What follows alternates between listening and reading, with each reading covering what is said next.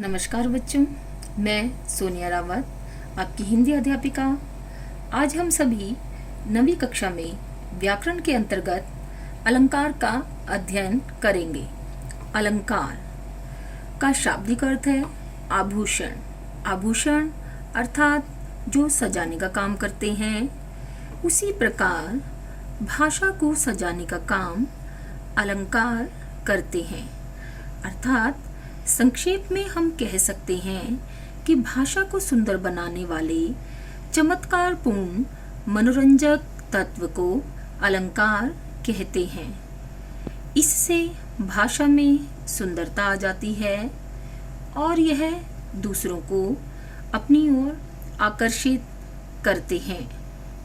भाषा के दो तत्व होते हैं, शब्द और अर्थ। उसी प्रकार अलंकार भी दो तरह के होते हैं, शब्दालंकार और अर्थालंकार। शब्दालंकार में शब्दों में चमत्कार उत्पन्न होता है और अर्थालंकार से काव्य में भाषा के अर्थ में चमत्कार उत्पन्न होता है।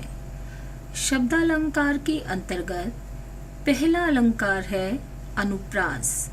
अनुप्रास, अनु का अर्थ है बार बार और प्रास का अर्थ है आवृत्ति, अर्थात बार बार वर्ण की आवृत्ति को अनुप्रास अलंकार कहते हैं। किसी भी काव्य पंक्ति में किसी भी वर्ण का बार बार आना अनुप्रास अलंकार कहलाता है। इसके कुछ उदाहरण भी देख लेते हैं। पहली पंक्ति देखिए, कल कानन कुंडल मोर पखा। इसमें क और कावण की आवृत्ति है। कालिंदी कुल कदम की डारन, क और कावण की आवृत्ति है। इस पंक्ति में देखिए, विमल वाणी ने वीणा ली, व और वावण की आवृत्ति है। इसी प्रकार अगली पंक्ति में देखिए, मुदित महीपति मंदिर आए, म और मवर्ण की आवृत्ति है। अगला उदाहरण देखिए, बरिशत बारिद बूंद, ब और बवर्ण की आवृत्ति है। मधुर मधुर मुस्कान मनोहर। इस पंक्ति में म और मावर्ण की आवृत्ति है। अगली पंक्ति में देखिए, नभ पर चमचम चपला चमकी, च। अगली पंक्ति में देखिए, कालिका सी किलकी कलऊ देती काल को। इसमें दो वर्ण की आवृत्ति है। पहला हो गया क और अन्य हो गया ल और ल। अब देखिए, रावणु रथी बिरथी रघुबीरा, र और रवण की आवृत्ति है। और अंत में सुरभित सुखद सुंदर सुमन, सवर्ण की आवृत्ति है। अर्थात हमने आज ये जाना कि अनुप्रास में वर्णों की आवृत्ति होती है। अब अगला अलंकार देखते हैं, यमक। अब अनुप्रास में तो वर्णों की आवृत्ति होती है, किंतु यहाँ शब्दों की आवृत्ति है। अर्थात उनके अर्थ, शब्द तो एक से अधिक बार आते हैं, किंतु उनके अर्थ अलग अलग होते हैं।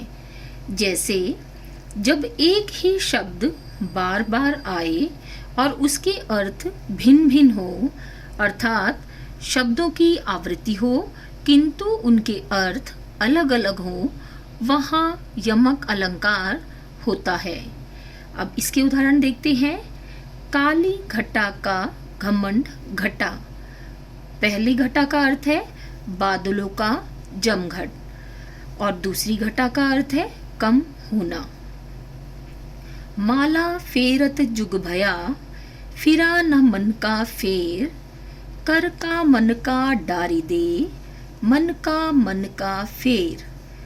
पहले मन का अर्थ है मन का अर्थात माला का मन का, उसके दाने, और दूसरे मन का अर्थात हृदय से संबंधित। अगला उदाहरण देखिए, कनक कनकते सौगनी मादकता अधिकाय।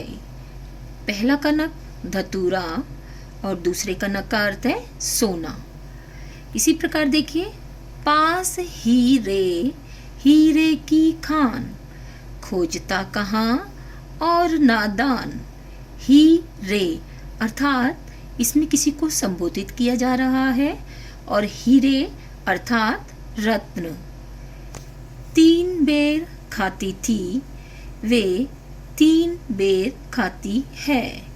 बेर अर्थात फल, और इस बेर का अर्थ है 3 बार। कहे कभी बेनी बेनी बयाल की चुराई लीनी। यहाँ बेनी का अर्थ कवि का नाम है, और दूसरे बेनी का अर्थ चोटी। अब हमने आज शब्द अलंकार के अंतर्गत 2 अलंकार के अनुप्रास और यमक। आशा है कि आप सभी ने इसका अच्छी तरह से अध्ययन किया होगा और आपको ये आराम से समझ में आए होंगे। धन्यवाद।